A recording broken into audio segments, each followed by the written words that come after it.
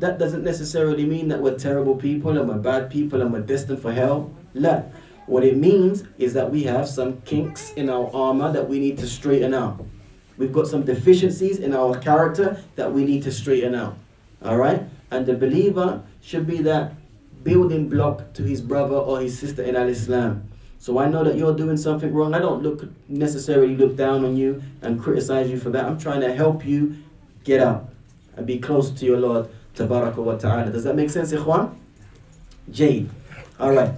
And imagine the situation, the opposite of the one that's in constant, being mindful of Allah Tabaraka wa Ta'ala. Imagine the flip side of that. How will the person who doesn't show any signs of caring that Allah Tabaraka wa Ta'ala sees him, what is he going to fall into? What is he going to do? How is he going to act?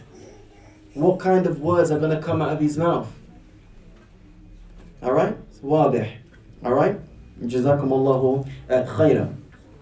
Now as it relates to the word al-ihsan, it's one word but it has a comprehensive meaning, because in different situations will necessitate how we understand this particular word al-ihsan. So if I were to say to you, ikhwani wa akhawati fillah, how can we show al-ihsanu ila Allah tabaraka wa ta'ala? Remember, this hadith, the Prophet ﷺ gave us two examples of when you kill well, and when you slaughter well. How can we show al-ihsanu ila Allah? Because I said that inna Allah kataba al-ihsanu ala kulli shay.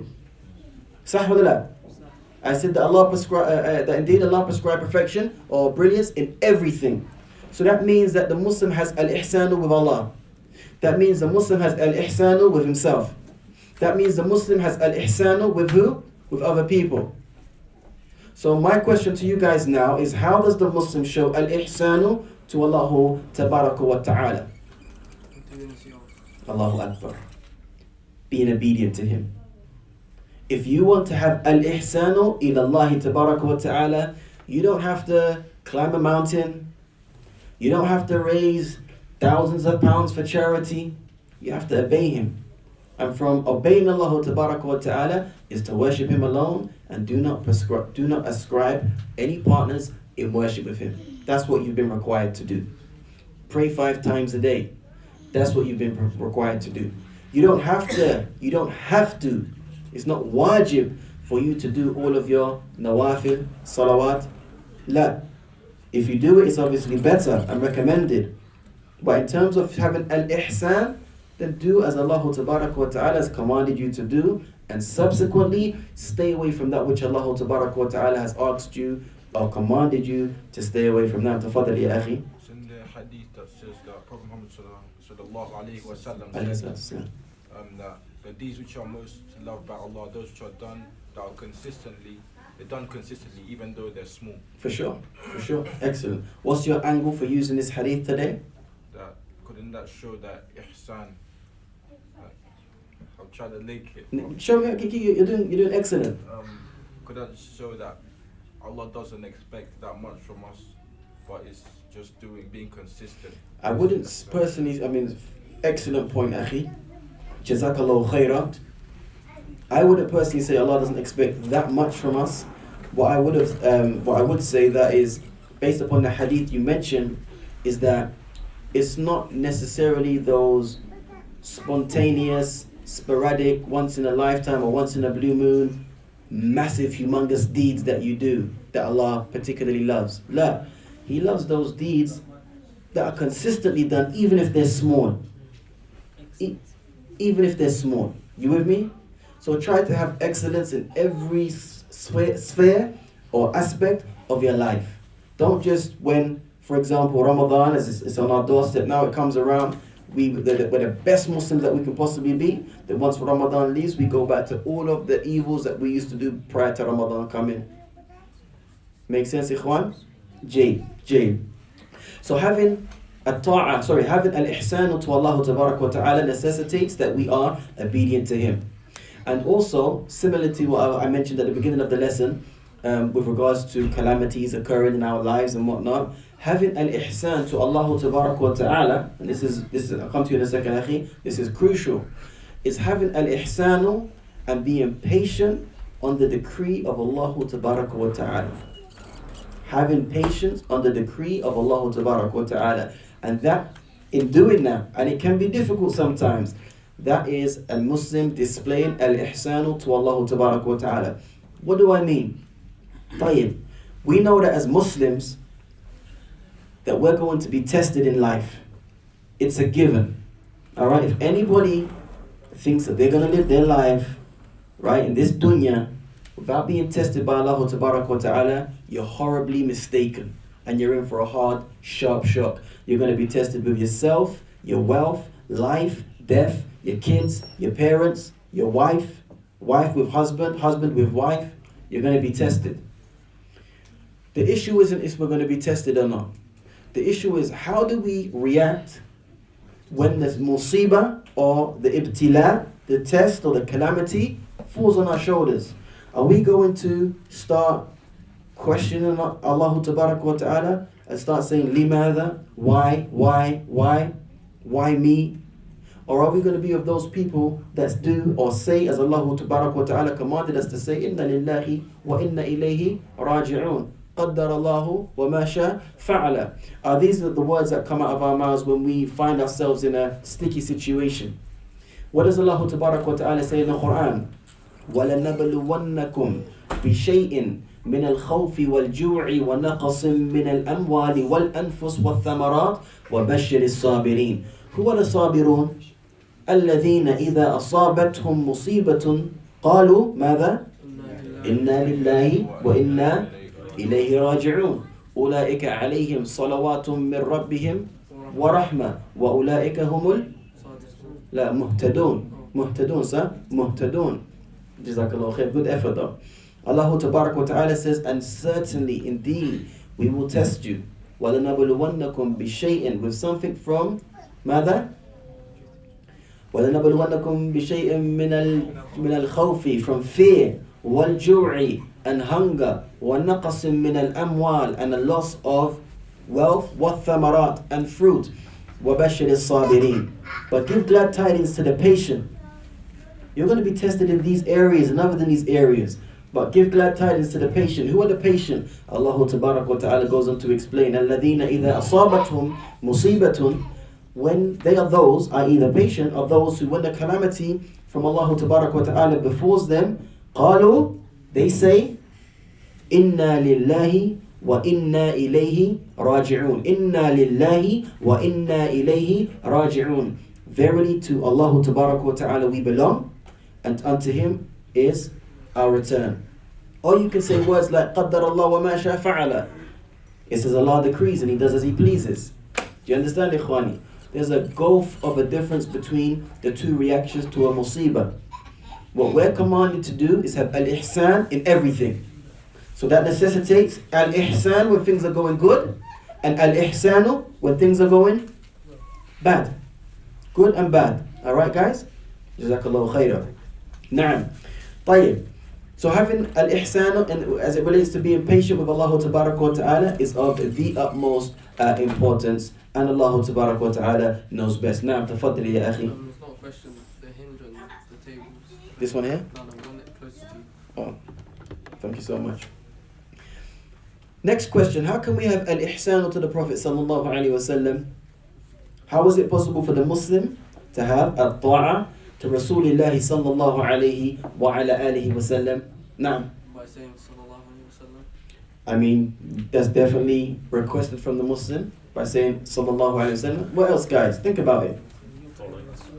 Anything the Rasul came with bay'ah. Exactly. Ta'atuhu, i.e. being obedient to Allah, to the Prophet sallallahu alayhi wa sallam in that which he commanded.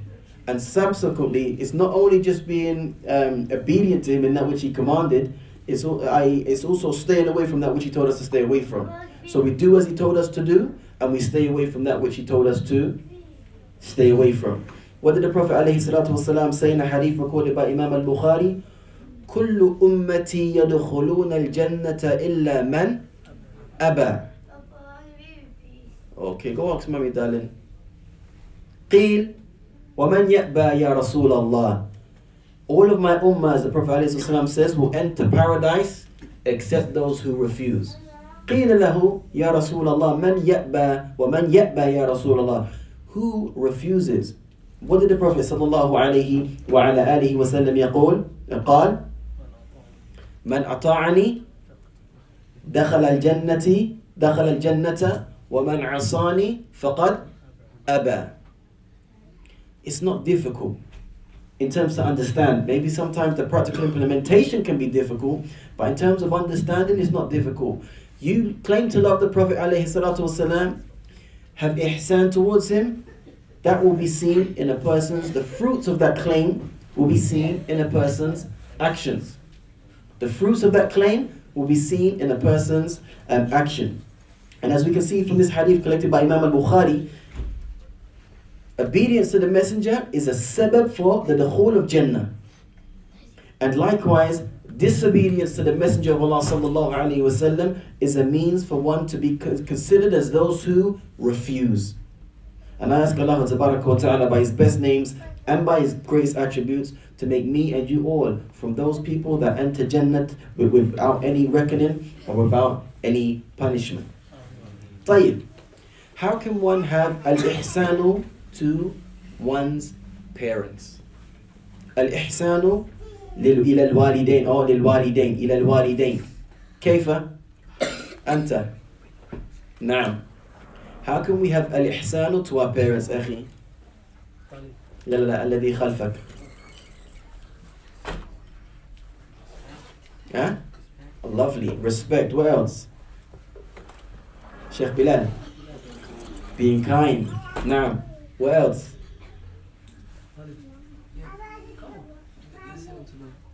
Listening to them, obeying them, respecting them, being kind, being dutiful, saying nice words. This is al-ihsanu ila al-walidain. جاء رجل إلى رسول الله صلى الله عليه وسلم فقال له أو سأله صلى الله عليه وسلم يا رسول الله من أحق الناس بحسن صحابتي. A man came to the Messenger of Allah, peace be upon him, and he asked him a question. He said, Ya Rasulullah, look at the question. Who has the most right to my good companionship?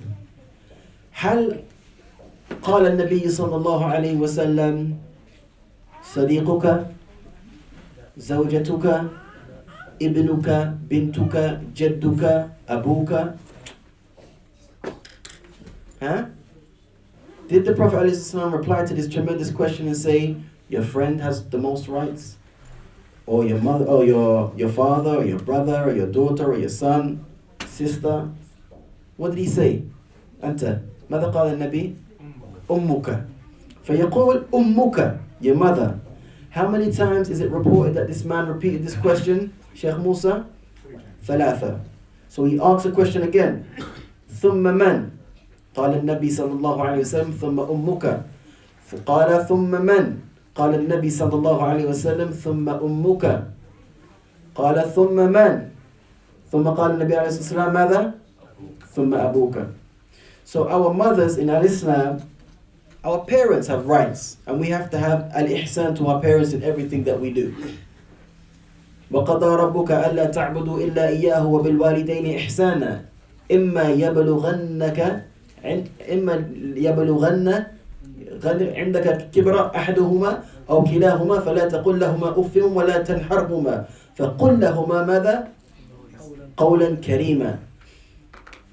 And your Lord has decreed that you worship none but Him and be kind and dutiful to your parents. If one of them or both of them attain the age of old age, then don't even say the word uff, and do not prevent them. Instead, say to them قولا كريما, a kind, generous, soft, beautiful word. Then Allah Ta'ala goes on to say, and lower the wing of humility for them. وَاخْفِضْ لَهُمَا جَنَاحَ الذُّلِّ مِنَ الرَّحْمَةِ, from mercy. وَقُلْ رَبِّ ارْحَمْهُمَا كَمَا رَبَّيَانِي صَغِيرًا. And make dua for your parents. Make dua for your parents and say, oh Allah, have mercy on them, just like they had mercy on me when I was young. I want you to think about something right now. I'm really sorry, Akhi, to use you as an example. What's your name?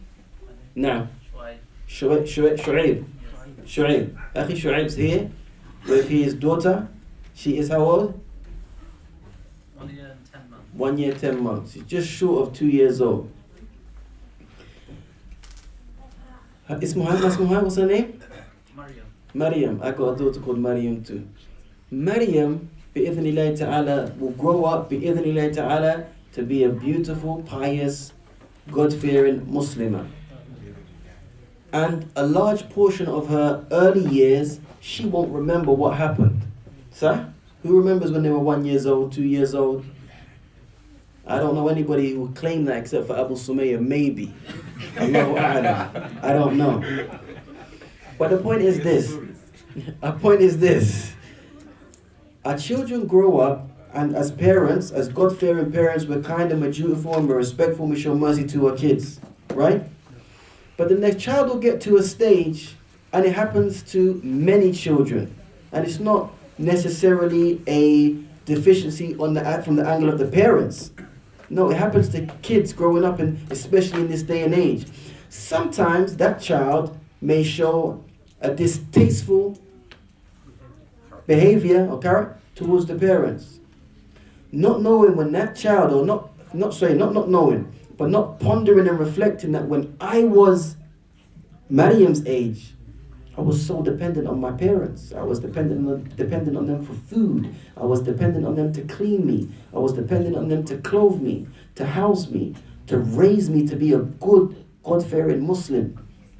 So how does it seem now, from the parents' point of view, that when that child grows up, and now they're at the stage where they can do as they please, that same courtesy isn't shown to the parents like how that courtesy was shown to the child when they were in need? Does that make sense, Ikhwani? And I hope my kids are listening in the back. Alright, guys? Maryam, Zakaria, Hannah, pay attention. Alright? Having al-ihsan in everything that we do necessitates that we have al-ihsan to our parents. And la siyama, particularly, man, ummuna, or ummahatuna, our mothers. They have got a manzila in the religion like no other. Our mothers have a manzila in the religion like no other. Does that mean now the Muslim's never going to fall into error now and again? And maybe sometimes he may be rude and disrespectful to his parents? No, the Muslim will make a mistake. And like I mentioned earlier, the ibarah, the lesson isn't in do you make a mistake or don't you make a mistake. We're going to make mistakes. كل بني آدم خطاء وخير الخطائين التوابون. فهمتموني يا إخوان? Every son of Adam makes mistakes. But what the important thing is, are you courageous enough, and I mentioned this in a previous lesson, that when you slip up, to go back to your parents, your father, your mother, you say, Ya Ummi, Ya Abi, I'm sorry. I made a mistake. Please forgive me. That's what the issue is here. And you're not necessarily doing it because it's your mother, your father. You're doing it because Allah Ta'ala commanded you to do it. That should be the core and the focus of everything that we do. Because Allah Ta'ala ordered us to do it. And if that's the intention, Sheikh Bilal, then you're going to be rewarded in accordance to that intention. إِنَّمَا الْأَعْمَالُ مَاذَا؟ بِالنِّيَّاتِ وَإِنَّمَا لِكُلِّ امْرِئٍ مَا نَوَى. These are ahadith that we probably regurgitated. MashaAllah, tabarak. I called you my thesaurus last time, right? Yeah, you've definitely earned that. You've definitely earned that title. Now, we've regurgitated, we've repeated these ahadith all the time. But it's not just enough to read, memorize. It's about how do we practically implement this knowledge in our daily lives. Once we start doing that, that's when we're going to see the change in our lives. That's how we're going to see the change in our lives towards other people, and how other people change towards us. Make sense, Ikhwani? Jazitum khaira. Jade. Fadl. How do you show ihsan to your the parents both are passed away? How do you show? Excellent question. How do you show al-ihsanu to your parents who have passed away?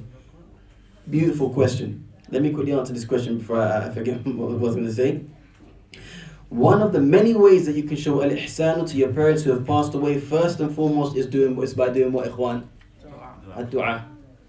Making dua for your parents. That is one of the best and most practical things that you can do, and it don't cost anything apart from your time. Number two, giving sadaqah on their behalf. Giving sadaqah on their behalf.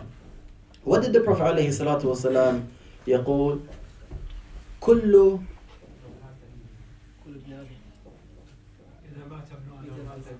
إذا مات ابن آدم انقطع عمله إلا في الثلاث أو كما قال النبي عليه الصلاة والسلام. If the son of Adam passes away, his deeds come to an end, they stop, except in 3 cases.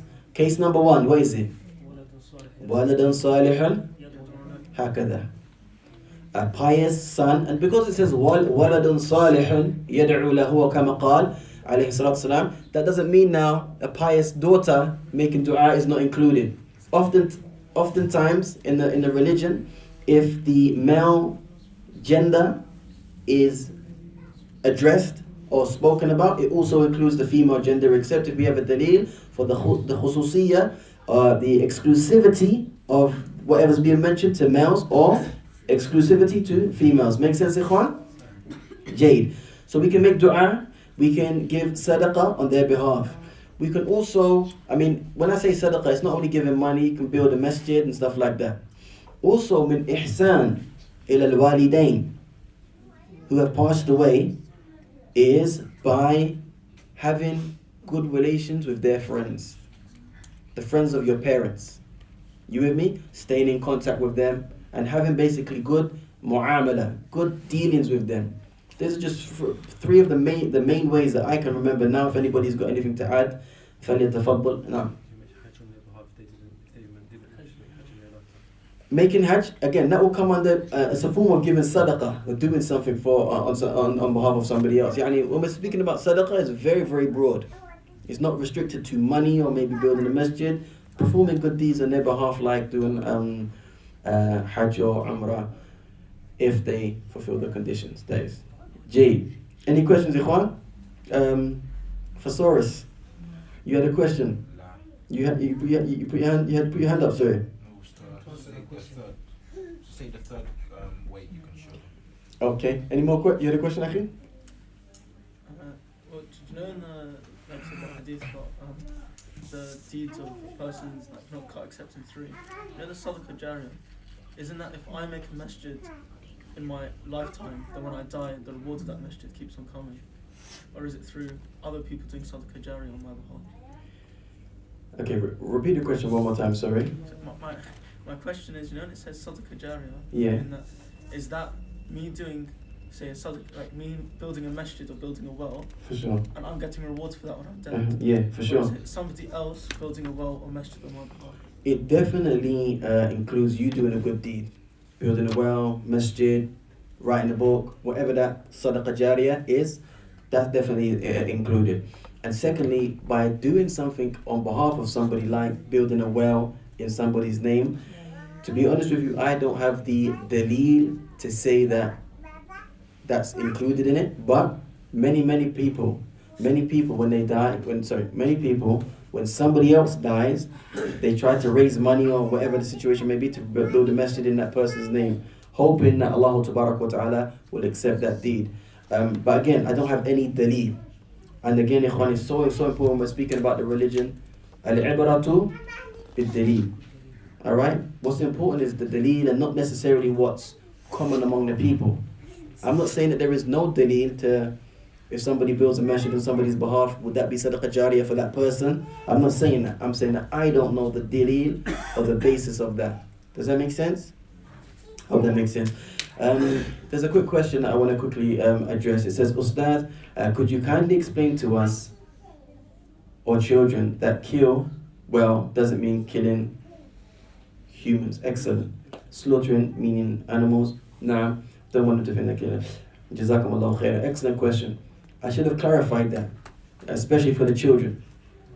In the hadith where it says, فَإِذَا قَتَلْتُمْ فَأَحْسِنُوا الْقِتْلَةَ, and if you kill, then kill well. The intended meaning here isn't the killing of human beings. Alright? The intended meaning here isn't the killing of human beings. And the Shaykh mentions in this book here, he says that the Prophet ﷺ, he gave us an example, the 2 examples that I mentioned.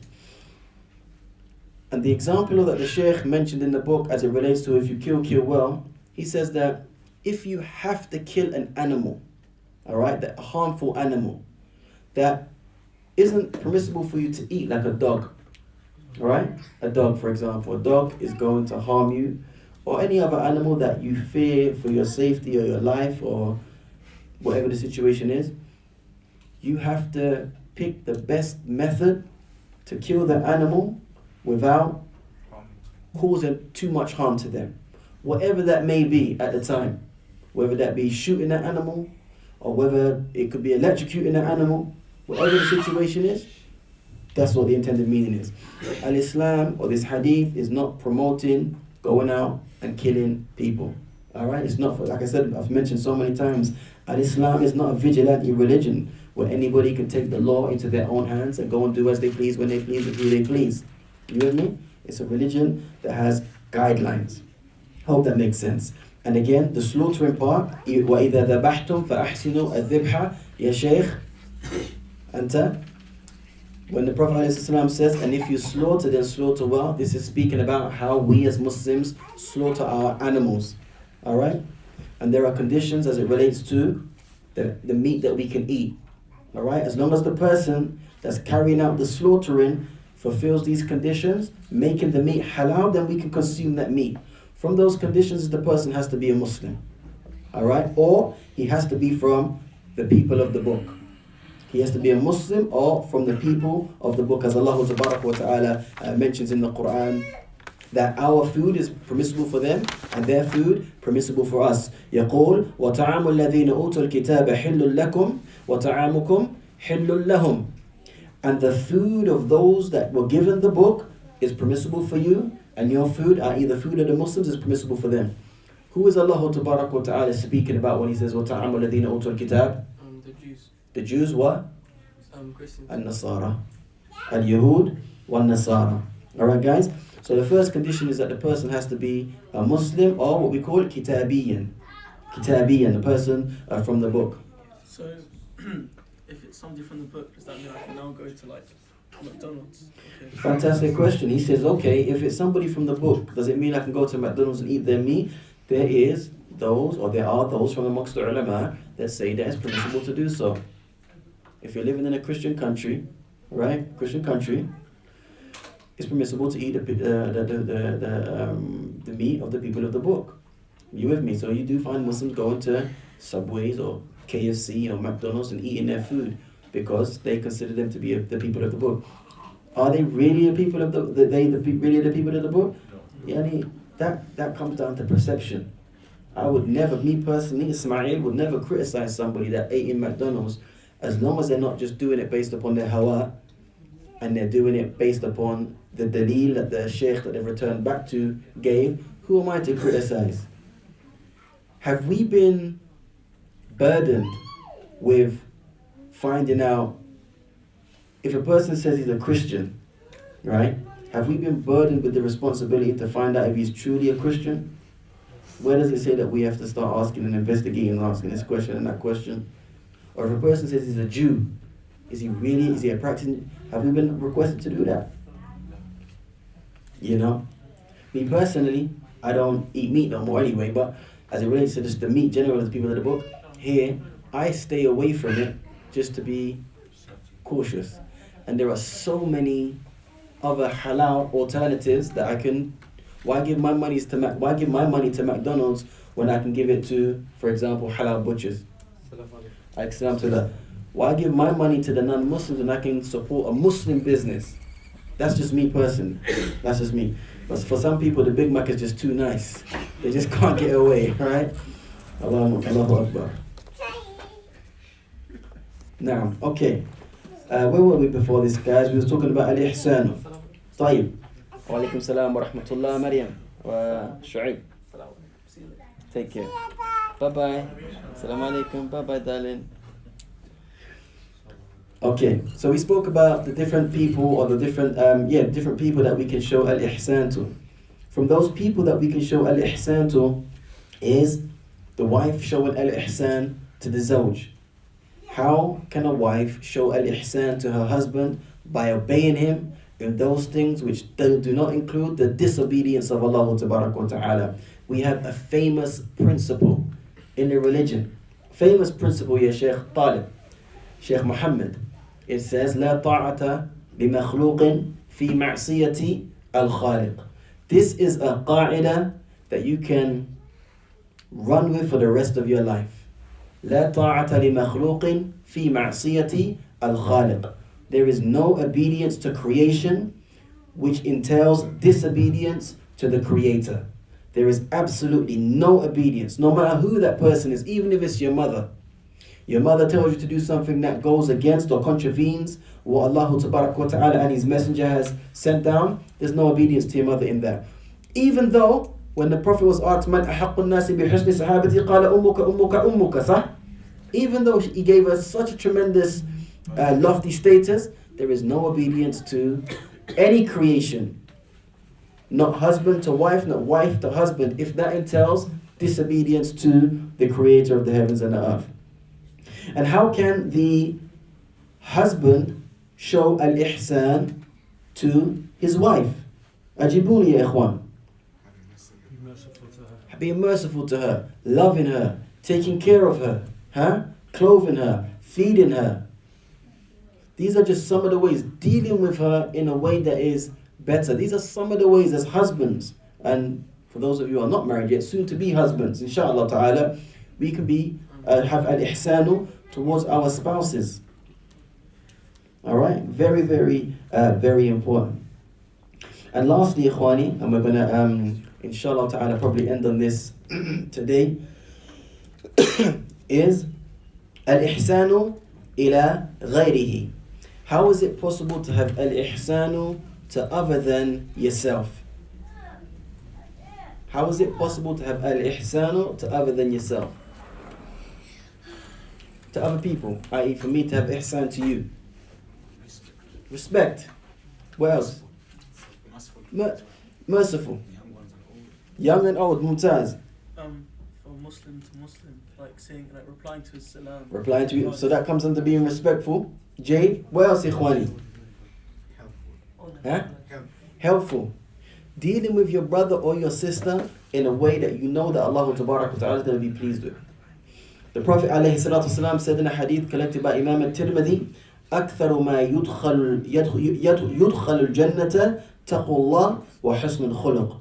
The majority of what will cause a person to enter the paradise is having taqwa of Allah Ta'ala. We mentioned in our last lesson, the definition of taqwa is to place between yourself and your ma'siyah a barrier. To place between yourself and your sins a barrier. That's taqwa.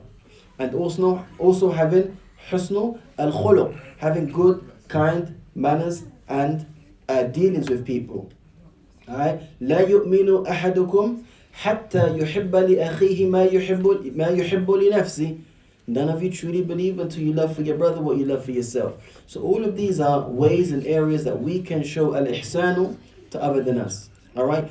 Even down to ikhwani wa akhawati fillah, smiling in the face of your brother. Or smiling in the face of your sister. Not brother smiling in the face of sister or sister smiling in the face of brother. Yeah? It's smiling in the face of your brother is a form of sadaqah kama ja'a fil hadith. Now. Yeah, no, I read it. I did turn it over. Inshallah ta'ala, I'll answer. Any questions? What's the reference for that hadith? In Arabic, you want it in Arabic? I can't remember the Arabic phrase, but the hadith, as I remember, qeel, to smile in your face of your brother is... which one? At-Tirmidhi. أكثر ما is رواه الترمذي and Al-Hakim صححه. I don't know the exact number in At-Tirmidhi, but At-Tirmidhi collected this hadith. أكثر ما يدخل الجنة تقوى الله وحسن الخلق. وحسن الخلق. مع الأسف الشديد إخواني وأخواتي في الله I haven't finished. جزيتم خيرا.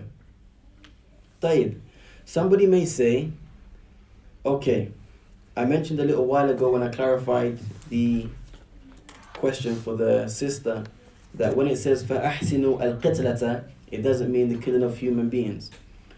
But is there a time in the religion where Al-Islam permits the killing of human beings? Ajibuni. There is times in the religion where Al-Islam permits the killing of human beings. Give me one example that we've covered recently. I think we recently At the back, yeah. Adultery. Adultery. In the case of the person that's married, الثيب الزاني لا يحل دم امرئ مسلم إلا بإحدى ثلاث. الثيب الزاني. The blood of a Muslim is not permissible except in one of three cases. One of those are الثيب الزاني. The person that was married and falls into sexual relations outside of or while they're married to another person. Now, in such a case, Al-Islam says that that person is to be killed. Is it okay for anyone from among the Muslims to go and carry out this killing? La, abadan. It goes through the courts, and the courts are the ones that rule. Even with this, in this situation, and this goes to the sister as well, and I hope it makes sense, Ikhwan, it's not permissible for anybody to go and carry this out. This is in an Islamic country, and this is by the order of an Islamic judge. Alright? If this happens, then the person is to be killed, and the family of the person is to be killed, or in the case of when somebody kills somebody else. In the case of somebody kills somebody else intentionally, then the family of the maqtul, the one that's killed, they want that person to also die. It's another example in the religion where Al-Islam permits the killing of another person. We've still been commanded to have al-ihsan in this action. Somebody may say, whoa. How can somebody have al-ihsan in stoning somebody to death? That's a barbaric way of killing and slaughtering somebody. You know? We're supposed to spare the suffering of the person being killed. How do we answer this? We've covered this before.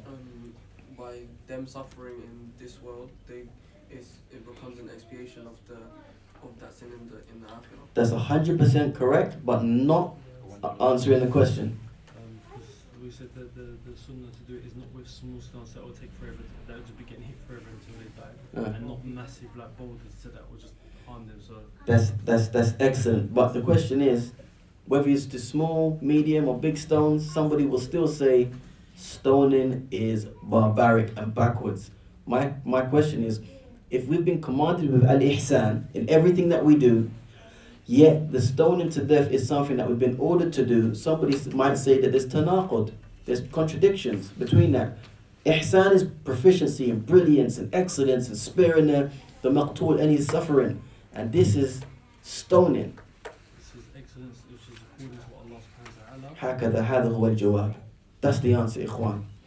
Al-ihsan doesn't always necessitate that whatever you have ihsan in, you're going to be soft and calm and gentle and polite and stuff like that. Every situation is different. Al-ihsan in the case of the adulterer is what Allah Ta'ala decreed. And if Allah Ta'ala decreed stoning, then that is considered al-ihsan. If an individual, I alluded to this maybe last week, right, is in a position of authority. For example, he's a da'i, talib, imam, shaykh, whatever, and he abuses his power just because he has that position, alright? He abuses his power, and then he gets exposed, right? We've been commanded to have al-ihsan in everything. In Allah kataba al-ihsan ala kulli shay. So when you see this brother, you've got a mean face because you're understandably hurt that he has abused his position, he's destroyed the dawah on so many levels, alright? Destroyed people's lives on so many levels. But are we still commanded to smile and have al-ihsan and be polite with him? What do you guys think? Sheikh Ahmed, what do you think, Akhi? You understand the question? What do you think? I think, yeah, you should still be polite. Try and have this stuff. Even though this person has done so much damage and he's angered and hurt and destroyed lives? I would say yes because I'm not sure the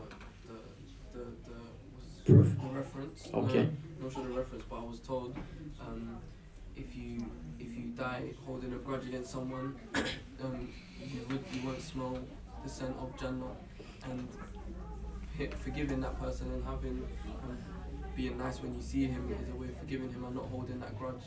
I haven't heard that hadith personally, but very, very good input. Now, So you still give him his haq as a Muslim. Assalamu alaikum wa alaikum salam. Khalas. Because you're upset with, you hate the action he did, not him, but you hate the actions he done. And you show your hatred towards the action by keeping him at arm's length and just giving him his haq. Assalamu alaikum wa alaikum salam. You can say the same thing? No, I was going to say something along those lines. Because it said you need to put out the evil. So it was in their hadith that says that if you see an evil, you need to change it with your actions. No, your hands. This is what I'm saying. Hands? Yeah, you change it with your hand.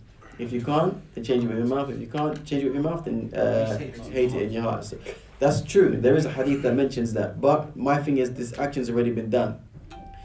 The reason why I mentioned this, Akhi, was because not every situation necessitates that we're kind, polite, and if somebody is known to cause or has caused a lot of damage, that's going to cause people understandably to be angry. So when it's suitable to be angry, then that's how we deal with a situation. If that situation necessitates that we have shiddah, firmness, in this case, we have firmness in this case. A person that did what I just described should never ever speak in front of anybody again. If they were a da'i, imam, shaykh, talib, right? A person who fits that criteria should never be in a position where they've got access to sisters. You understand? So having al-ihsan doesn't say, okay, ma'alash, akhi, khud, here's the mic. Can you give a lesson next week? Okay, akhi, would you be, this brother and sister want to get married. Can you be in charge of the marriage ceremony? La, this person has destroyed his reputation. And as a result, shiddah is required in this case. But then there's obviously other cases where you're not going to be rough and tough and firm with people. Every situation is different and it should be handled accordingly. Does that make sense? It's crucially important. Tayyib. And I think I'll finish on this one, inshallah tabaraka wa ta'ala. As it relates to al-ihsan in a religion, sometimes al-ihsan will be wajib, and sometimes al-ihsan will be mandub, recommended. Sometimes al-ihsan is wajib, an obligation, and sometimes it's mandub. Anta. What do I mean by sometimes al-ihsan is wajib in the religion?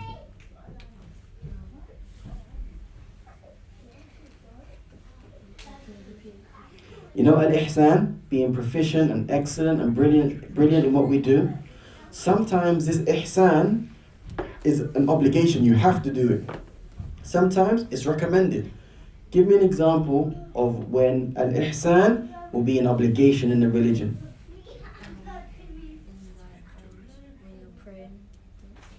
Good.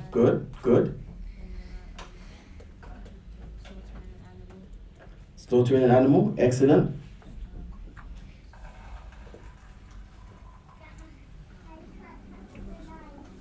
Akhi? I was going to say that. Anything else, Ikhwan? An example? So speak up. To Allah subhanahu wa ta'ala, to the Prophet sallallahu alaihi wasallam, to your parents, these are ihsan and excellent. These, the areas that everybody mentioned, parents, to the Prophet ﷺ, to your close relatives, when you're slaughtering and stuff like that, these are times where we've been ordered with al-ihsan and it's wajib. You have to do it. Then there are other times where al-ihsan is something that is highly recommended. Alright, for example, an example of where al-ihsan might be highly recommended is supererogatory sadaqah. Sadaqah that you don't have to give. It's not part of zakat that you have to pay if you reach the nisab. But extra additional sadaqah is something that is a form of al-ihsan. But do you have to do it? No, you don't have to do it. Being kind and dutiful to your neighbors is not something that if you don't do it, you now fall outside the fold of al-Islam.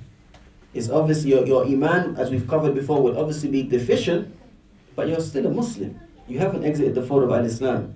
So we have to also understand that as it relates to al-ihsan, then it's split into two categories. We've got the ihsan that is wajib, and similarly, we have the ihsan that is highly recommended. And with that being said, ikhwani wa akhawati fillah, we're going to end the lesson. There is a question here that says, does dua change decree of qadr? Is it possible for the qadr to change with a dua? I'm going to give a short answer now because it's nearly 9 o'clock. But next lesson I'm going to give you, sister, inshallah ta'ala, you're here. When I say next lesson, I'm talking about on Tuesday, inshallah, because I'm here on Tuesday. Next for my next class. Oh, actually, I might be traveling. When's that? On today? Okay. You know, I got to go though. I'm going to, inshallah, maybe pray somewhere else. The answer is, the short answer, sister, is yes, dua can change qadr. Dua can change qadr. But what we have to understand as it relates to dua changing qadr, it's not that Allah Tabarak wa Ta'ala decreed an affair and then He didn't know what was going to happen in the future, that you made dua such that the qadr was changed and then He changed it. That shouldn't be understood. What's understood by that dua can change qadr is that Allah Tabarak wa Ta'ala in His infinite wisdom knew that when you were in a particular situation, that you were going to call upon Allah Tabarak wa Ta'ala, and what was written for you thus will be changed. And as a result of you making that dua, I'm very happy, darling, shukran. As a result of you making that dua, it caused the qadr to change. Not because Allah Tabarak wa Ta'ala didn't know. And I'm going to give you an example, and I'll use myself and my particular situation. Ismail, mathalan, got cancer in August of 2018. And Allah subhanahu wa ta'ala knew that in December 2018, Ismail was going to make dua for Allah Tabarak wa Ta'ala to lift this disease from him. And it was already written in the law, al-mahfuz, that Ismail was going to make dua in December 2018 for this marad to be lifted, and Allah answered. I'm not saying that that's what happened, ikhwan. I'm giving you an example. Alright? No. I can see her, darling. Shukran. I hope that makes sense. So it has to be understood that you making dua was already written, and it was the reason why the qadr was changed. And it wasn't because that Allah Tabarak wa Ta'ala didn't know what was going to happen in the future, because that would be a direct contradiction of Allah being Al-Alim, Alim al-Ghaybi. I can see it, darling. Wa Shahada, the knower, the knower of everything, the knower of the seen and the unseen. I hope that makes sense. But inshallah ta'ala, hopefully next lesson I will do some more justice bi-idhni Rabbina Azza wa Jal. KK. You wanna go toilet? سبحانك اللهم وبحمدك أشهد أن لا إله إلا أنت أستغفرك وأتوب إليك. جزاكم الله خير for coming, guys. I really do appreciate it, and I'll see you. If I'm traveling, I'll get Abu Sumayya and the team to send out a notification. جزاكم الله خيرا.